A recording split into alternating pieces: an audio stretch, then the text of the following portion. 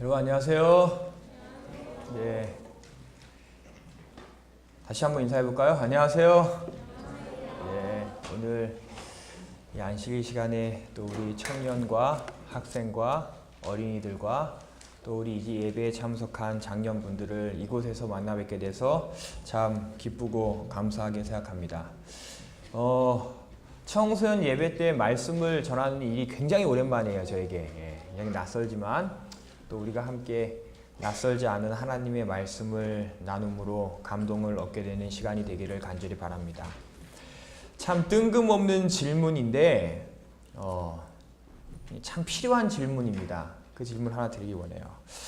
여러분, 우리 왜 교회에 오죠? 한번 생각해 봤어요? 왜 교회에 우리가 와요? 우리 청년들 다 고개를 숙이는데 갑자기 왜 교회에 와요? 태환 씨 왜 교회에 와요? 하나님 만나러. 예. 감사합니다. 우리 나린이 왜 교회에 왔어요 오늘? 예배 드리려고. 교회에 온 사람들에게 목회자가 좀 이런 질문을 해서 이상하지만 한번 잘 생각해 보세요. 내가 오늘 왜 교회에 왔나? 왜 왔나? 우리가 그냥 일상적으로 형식적으로 하는 대답, 그냥 예배 드리러요, 하나님 만나러요, 그것보다 내가 정말 오늘 왜 교회에 왔나 한번 고민해 보는 일이 필요된다고 생각됩니다. 2000년대 초반 뉴스위크지에 실린 한 조사의 결과가 있습니다. 지금으로부터 약 10년이라는 시간의 갭이 있긴 하지만 그 결과가 지금은 더 심해졌으면 심해졌지 절대로 더 좋아지지는 않았을 거란 생각을 해보게 되는 내용이기에 나누길 원합니다. 그 뉴스위키지에 실린 조사의 제목은 사람들이 교회에 출석하는 이유예요. 사람들이 어디에요? 교회에. 사람들이 교회에 출석하는 이유. 그리고 그 조사 결과에 보면 우리가 세부적인 퍼센테이지를 다 나눌 수는 없지만 교회에 정기적으로 출석하는 사람들의 절반 이상의 사람들은 단순히 마음과 정신의 평화를 위해서 교회에 출석한다고 이야기했어요. 대부분 사람들이 천국에 가고 선교하고 교회에서 하나님의 일을 하는 것과는 전혀 상관없이 그냥 교회 가면 마음이 편해지니까 교회에 가면 그냥 목사님이 마음에 평안한 생각을 주는 설교를 하고 비교적 세상의 음악과는 조금 다른 잔잔한 찬미를 듣고 또 앉아있으면 좋은 특창도 듣잖아요. 그렇죠? 그런 시간들을 통해서 내 마음이 조금 편안해지는 경험을 위하여 교회에 출석한다고 이야기하는 사람이 절반을 약간 넘었습니다. 그리고 약 30%의 사람들은 천국에 가기 위하여 교회 간다고 그랬어요. 근데 이 질문의 대답을 조금 더 깊게 생각해 보면 왠지 교회에 가지 않으면 어디 못 갈 것 같아서요? 천국 가지 못할 것 같아서 교회 간다는 거예요. 그리고 그 다음의 순위로는 돈 잘 벌려고, 성공하기 위해서, 시험 합격하려고, 그리고 누가 시켜서, 아마 부모님인 것 같아요. 혹은 사랑하는 친구나 가족들이 누가 시켜서. 그런 사람도 있어요. 오늘 이 가운데에 사람들이 대답한 질문의 이 대답, 오늘 우리에게도 동일하게 적용되는지 한번 생각해 보세요. 오늘 여러분 왜 교회에 왔습니까? 그리고 우리는 왜 교회에 왔어요? 나에게 맡겨진 일 때문에 교회에서? 그냥 부모님이 가니까? 어릴 때부터 늘상 가던 거니까? 왜 교회에 왔는지 한번 생각해 봐야 돼요. 근데 그거에 대한 명확한 답변이 없으면 지금 우리는 시간 낭비하고 있는 거예요, 사실은.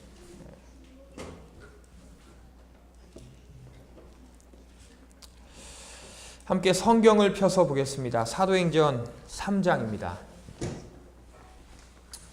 사도행전 3장. 성경 사도행전 3장.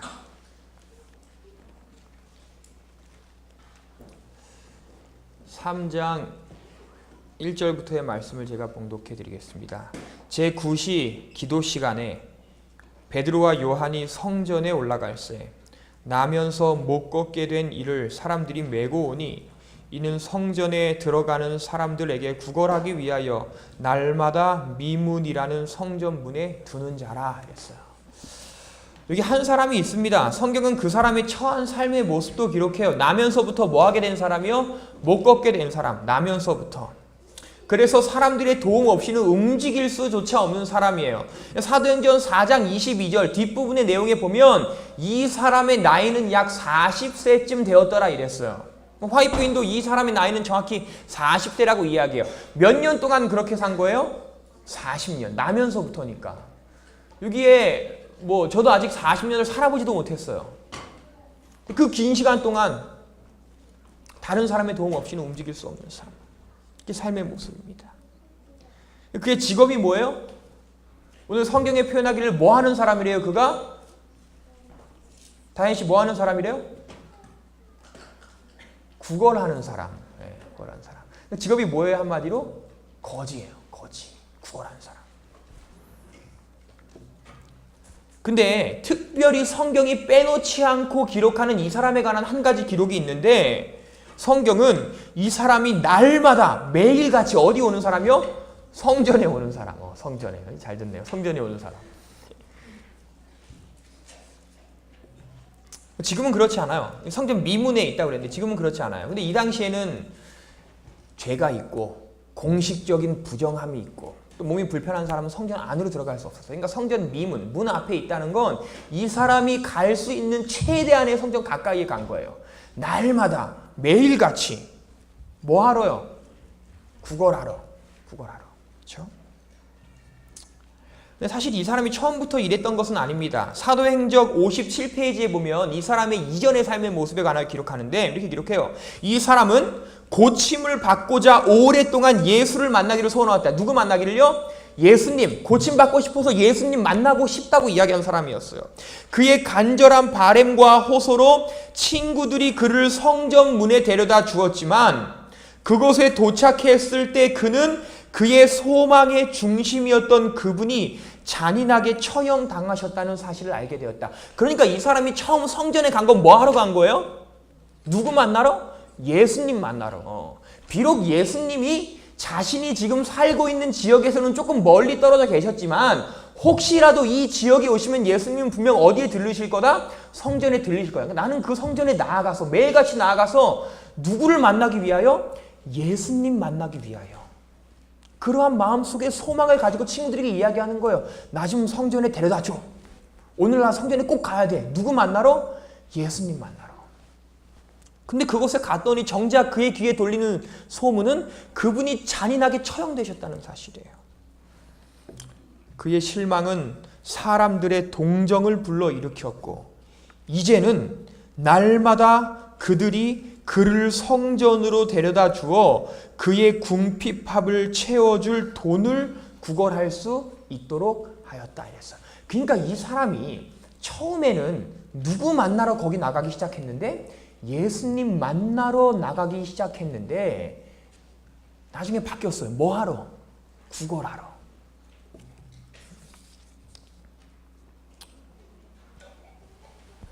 예수님 만나는 소망으로 신앙인으로서 성전에 나가던 사람이 그 소망을 잃은 다음에는 사실 성전 나갈 이유가 있어요? 없어요? 없어요. 예수님 돌아가셨는데. 예수님 만나러 처음 가기 시작했는데 예수님 돌아갔으면 갈 필요가 없잖아요. 그런데도 그는 성전에 매일같이 나갔어. 이제는 뭐 하러? 구걸하러. 여러분 오늘 제가 나누는 말씀의 제목이 신앙인 혹은 거지? 여러분 생각해 보세요. 오늘 우리는 진짜 신앙인으로 이곳에 왔어요? 아니면 한 명의 거지로 왔습니까? 예수님을 만나기 위한 그 목적으로 성전에 왔다면 그건 뭐예요? 신앙인이에요. 근데 그 소망 없이 그 목적 없이 성전에 오면 그건 오늘 이 말씀 속에 한 명의 거지의 삶과 똑같은 거예요. 굳이 돈을 구걸해야만 거지예요? 아니요.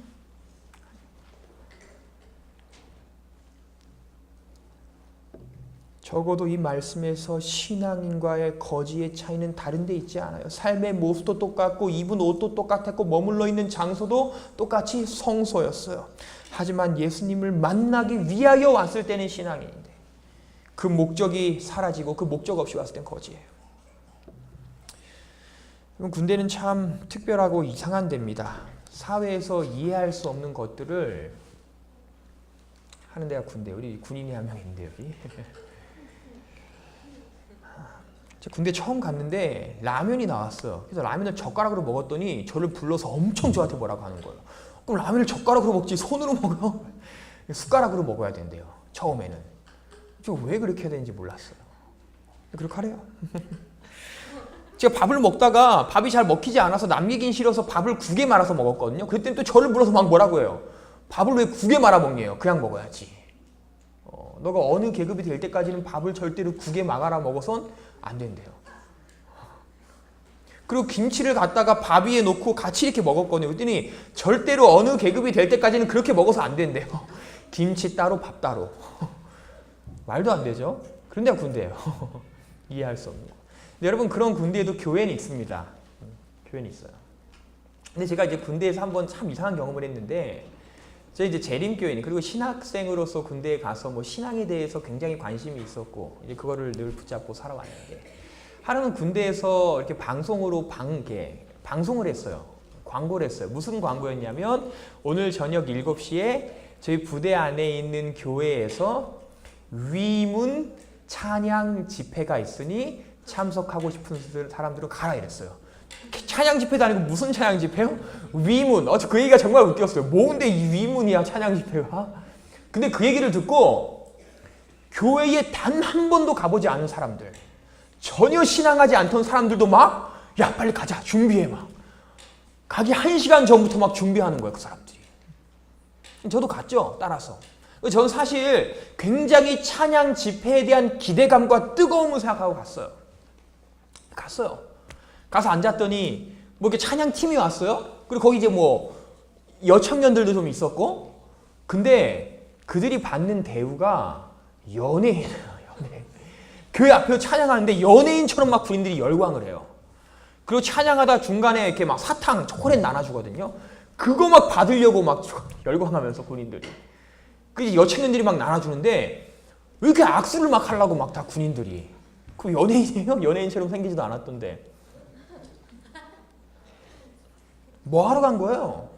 찬양의 뜨거움, 그 예배의 뜨거움, 집회에서 뭔가 감동을 얻으려고 간 게 아니라 뭐 받으려고? 초콜릿 사탕 받으려고. 그 악수 한번 하려고. 제가 그날 거기 가서 얼마나 실망했는지 몰라요. 그리고 제가 부대에 있는 동안 한 3-4차례 위문 찬양 집회가 있었거든요. 근데 제가 한 번도 안 갔어요. 그 뒤로. 가면 실망밖에 안 되니까.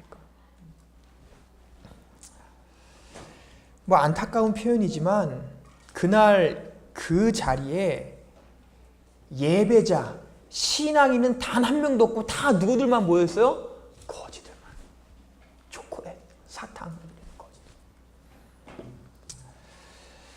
사랑하는 태닝교회 청소년 예배 식구 여러분들이시여, 이 사실을 꼭 기억하세요. 여러분 다른 거 다 잊어도 이것 하나는 우리가 평생을 두고 기억해야 돼요. 하나님의 성전은 예수님 만나러 오는 곳이에요. 누구 만나러요? 예수님 만나러. 우리가 이 사실을 잊잖아요? 그럼 그 순간 거지가 되는 거예요. 시간 낭비예요. 혹시라도 내가 예수님 만나러 하나님의 성전에 오고 있지 못하다면 하루라도 빨리 그 목적을 찾기 위해서 노력하고 기도해야 돼요. 하나님, 제가 교회에 가는데 예수님 만나기 위하여 교회에 갈 수 있도록 도와주세요. 단순히 나에게 맡긴 일 때문에 어린 시절부터 가왔으니까 왠지 가지 않으면 마음이 불편해서 가는 게 아니라 누구 만나러요? 예수님 만나러. 오늘 저와 여러분이 그러한 목적으로 이 하나님의 성전에 오는 자들이 되기를 간절히 소원합니다. 그래서 이런 생각을 좀 해요. 예수님 만나는 게 뭘까? 그럼 예수님 만나는 게 뭘까요? 예수님 만나봤어요? 예수님 만나는 것이 뭘까요? 진짜 그 의미가. 저는 오늘 이 의미와 뜻을 실물교훈에 있는 한 증언의 말씀으로 생각해 보길 원합니다. 실물교훈 421페이지에 이런 기록이 있어요. 그리스도께서는 당신의 신실한 제자들에게 날마다 만나는 매우 친밀한 친구가 되셨다. 날마다 뭐 하는요? 예수님이 그들을 만났어요. 예수님을. 이제 저희 위에, 예수님을 만났더니 이제 저희 위에 여호와의 영광이 비치었다. 예수 그리스도의 얼굴에 나타난 하나님의 영광을 아는 빛이 저들에게서 반사되었다. 그들의 얼굴에서 하나님의 영광의 빛이 드러났어요. 이제 저희는 위엄을 갖추고 나타나는 만왕의 왕의 광채와 영광의 빛 가운데에서 즐거워한다. 그들은 이미 하늘과 어울릴 준비가 되어 있었다. 이랬어요. 여러분이 말씀에 핵심이 있어요. 화이트부인은 이 실물교훈에서 예수님을 만나는 제자들에 관하여 기록하면서 만남이라는 주제를 이야기하는데, 만남이라는 주제 다음에 따라오는 주제는 변화입니다. 변화. 그들의 위에 영광이 비치었고 그들의 얼굴이 빛났고 그들이 즐거워하였고 하늘과 어울리는 사람이 되었고. 여러분 기억하세요. 예수님을 만난다는 것의 의미는 우리가 뭐 하는 거예요? 변화하는 거예요. 바뀌는 거. 그러니까 조금 더 앞부분에 나눈 말씀과 연결지어서 생각하면 우리는 하나님의 성전에 나올 때 뭐 하기 위하여 나와야 된다는 거예요? 변화하기 위하여. 특별히 오늘 이 화이트부인의 기록처럼 하늘과 더 어울리는 사람이 되기 위하여 교회에 나와야 된다는 거예요. 그게 예수님을 만나는 거예요. 사랑하는 우리 청소년 예배 식구들이요, 우리가 정말 변화하면 좋겠습니다. 개인적으로 고백해요. 변화가 정말 쉽지 않아요. 그죠? 사람이 바뀌기가 얼마나 쉽지 않은지 몰라요. 특별히 하늘 사람처럼 바뀌기가 얼마나 쉽지 않은지 몰라요. 근데 적어도 우리가 이 하나님의 성전에 예수님을 만나러 오는 사람들이라면 최소한 매 안식일이 지날 때마다 한 가지씩은, 적어도 몇 가지요? 한 가지씩은 하늘 사람처럼 변하는 경험을 해야 돼요. 그게 우리가 제대로 된 목표와 목적을 가지고 이 성전에 나오는 거예요.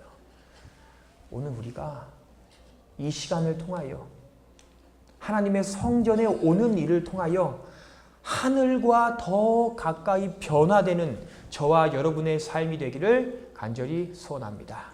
그리고 우리가 더 예수님을 닮는 일을 위하여 기도하게 되기를 원해요. 4절입니다. 3장 제가 봉독해 드릴게요.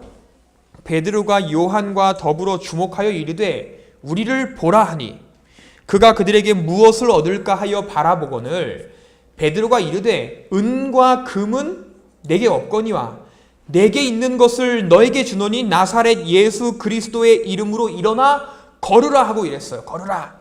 근데 참 흥미로운 게 한 가지 있어요. 사도행전 58페이지에 보면 사도행전 58페이지 이런 기록이 있어요. 베드로가 아무것도 없다고 하자 안진뱅이의 얼굴은 낙담의 빛으로 가득해졌다. 그러나 사도가 계속하여 내게 있는 것으로 내게 주노니 곧 나사렛 예수 그리스도의 이름으로 일어나 걸으라고 말했을 때에 그의 얼굴은 희망으로 빛나게 되었다 이랬어요. 참 흥미로운 건 오늘 이 사람이 실제로 뭐 하는 게 기뻐요? 자리에서 일어나는 일이 기쁜 일인데 일어나지도 않았는데 이 베드로가 나사렛 예수 그리스도의 이름을 언급하니까 그 얘기를 듣자마자 그의 얼굴이 희망으로 밝게 빛났다고 그랬어요. 아직 자신은 뭐 하지도 않았는데 일어나지도 않았는데. 이제 이분에서 굉장히 한 가지 생각을 좀 해요. 근데 이 사람은 진짜 뭘 원하고 있었냐면 누구 만나는 일? 예수님 만나는 일. 그러니까 그 이름만 들어도 기쁜 거예요. 이름만 들어도. 참. 7절에 오른손을 잡아 일으키니 발과 발목이 힘을 얻고. 이게 얼마나 큰 변화예요. 40년 동안 변하지 못했던 일이에요. 그죠? 40년 동안 변화되지 못했던 일이 예수님을 만나고 바로 변화됐어요. 여러분 하늘에 가면 몸 아픈 사람들이 있을까요? 없어요. 하늘에 가면 죄 짓는 사람들이 있을까요? 없어요. 예수님을 만나는 건 하늘 사람처럼 바뀌는 거예요. 오늘 이 사람이 그걸 경험했어요. 그리고 제가 진짜 감동하게 된 부분은 8절입니다. 뛰어서서 걸으며 그들과 함께 성전으로 들어가면서 걷기도 하고 뛰기도 하며 하나님을 찬송하니 이랬어요. 오늘 이 사람이 자리에서 일어나서 가장 첫 번째로 한 일이 뭐예요? 혜원 씨 40년 동안 못 일어났는데 일어나면 뭐 할 거예요? 그냥 축구하지 않겠어요? 축구 좋아하는데. 저 같으면 바로 부모님한테 뛰어갔을지도 몰라요. 엄마 나 걸을 수 있어. 친구 만나러 갔을지도 몰라요. 야, 나 일어났어. 근데 오늘 성경의 기록에 보면 이 사람이 일어나자마자 첫 번째로 한 일이 뭐예요? 어디 들어갔대요? 성전에 들어갔대요. 가서 하나님을 찬미하고. 야, 저 이 구절이 얼마나 감동인지. 여러분, 예수님을 만나면 사람이 변화되고, 근데 변화되는 일 중에서 가장 핵심적으로 첫 번째로 일어나게 되는 변화가 있어요. 예수님 만나면 성전에 가는 일을 주도적으로 해요. 주도적으로. 제 사촌 동생이 한 명 있어요. 제가 언젠가 말씀에서 나눈 적이 있었는데, 나눈 적이 있던 그 친구, 다른 이야기지만 그 친구에 관한 이야기예요. 공부하던 시절에 사촌 동생이 저희 집에 함께 살았어요. 거의 가족 같은 친구였습니다. 꽤 오랫동안 살았어. 볼 거 못 보고 다 보고 그러고 살았어요. 이 친구가 처음에 신앙을 하지 않았어요. 근데 제가 이제 어쨌든 그때 신학 공부를 하는 사람이었고, 저희 가정에 있으니까 안식일 날 어디에 데려가야 돼요? 교회에 데려가야 하잖아요. 근데 이 친구가 교회에 한 번도 가보지 않고 늘 늦잠 자고, 특별히 토요일이 주말엔 쉬는 게 좋아서 일어나질 않아요, 아침에.